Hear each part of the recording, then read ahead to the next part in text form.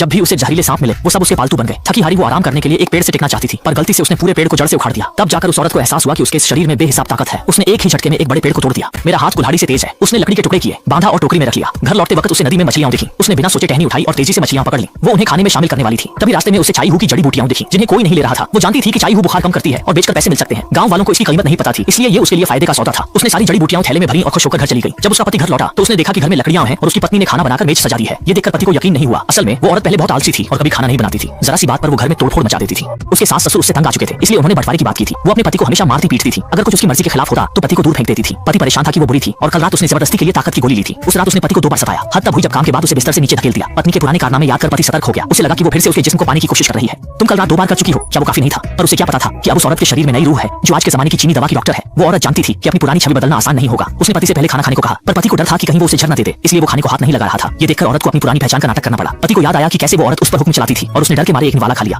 हैरानी थी कि खाना स्वादिष्ट था। उसने कभी नहीं सोचा था कि कड़वी श्यांगचुन की कलियां इतनी स्वादिष्ट होंगी। जल्दी खाओ, फिर बाजार चलेंगे। इसके बाद दोनों जड़ी बूटियां बेचने शहर गए। शहर पहुंचकर औरत ने पति से जड़ी बूटियां बेचने को कहा और खुद मछली के कोफ्ते का सामान लेने चली गई। जैसे ही पति दवा की दुकान में गया, उसकी मुलाकात मालिक के असली बेटे से हुई। असल में पति नकली मालिक का बेटा था, जिसे जन्म के समय बदल दिया गया था। उसने 15 साल हवेली में ऐशो आराम की जिंदगी जी और पहचान खुलने पर बाहर निकाल दिया गया। असली बेटा उससे नफरत करता था क्योंकि उसने उसकी जगह ली थी। वह उसका मजाक उड़ाने लगा। उसने कहा कि अब वह कंगाल है और एक मोटी बदसूरत औरत से शादी कर ली है। अब वह जंगली घास को जड़ी बूटी बताकर लोगों को ठग रहा है। उसने दुकानदार से ज्यादा पैसे मांगे ताकि उसे और जलील कर सके, लेकिन दुकानदार ने तजुर्बे से पहचान लिया कि जड़ी बूटियां अच्छी हैं और 12 चांदी के सिक्कों में खरीदने की पेशकश की। उसने कहा कि अगर और जड़ी बूटियां हो तो वह सब खरीद लेगा। ये देखकर पति हैरान रह गया। मालिक का बेटा परेशान हो गया। पति ने उलझना ठीक नहीं समझा और पैसे लेकर जाने लगा। उसे यकीन नहीं हो रहा था कि पत्नी की बात सच निकली और जड़ी बूटियों से इतने पैसे मिल सकते हैं। तभी उसकी पत्नी भी आ गई और जब उसे पता चला कि जड़ी बूटियां 12 चांदी के सिक्कों में बिकी हैं, तो वह भी हैरान रह गई। उसने नहीं सोचा था कि चाई हू इतनी कीमती हो सकती है। मालिक का बेटा दोनों को खुश देखकर चिढ़ गया।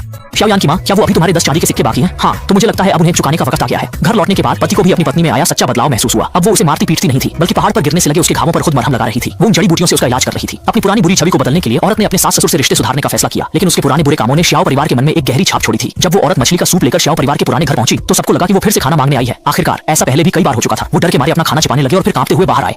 पापा, माँ, वो मैं। उन्हें लगा कि वो फिर से खाना और पैसे मांगने आई है। उसके ससुर ने रोते हुए कहा कि घर में अब खाना नहीं है। घर के पैसे भी वो पहले ही बर्बाद कर चुकी है। अब उसके पास देने को कुछ नहीं है। उसकी जेठानी को डर था कि कहीं वो गुस्से में किसी को मार ना दे। उसने हिम्मत करके कहा कि अगर मारना है तो उसे मारे। उसके सास ससुर अब बूढ़े हैं और मार नहीं सह पाएंगे। औरत जैसे ही समझाने आगे बढ़ी, जेठानी डरकर अपनी सास के पीछे छिप गई। औरत को अपने पुराने बुरे काम याद आए और उसे खुद पर गुस्सा आया। फिर उसने मुस्कुराकर कहा कि वो बस उन्हें कुछ खाने को देने आई है, पर वे लोग अब भी डरे थे। उसने सूप पास की मेज पर रख दिया, पर गलती से उसका हाथ पास रखे एक स्टैंड से टकरा गया। ये देखकर तो उन लोगों की जान ही निकल गई। हाँ, मैं सच कह रही हूँ, मेरा कोई और मतलब नहीं है। मैं बस चाहती थी कि आप लोग ये सूप चखें। श्याओ परिवार वालों, बाहर निकलो। कर्ज लिया है तो चुकाओ।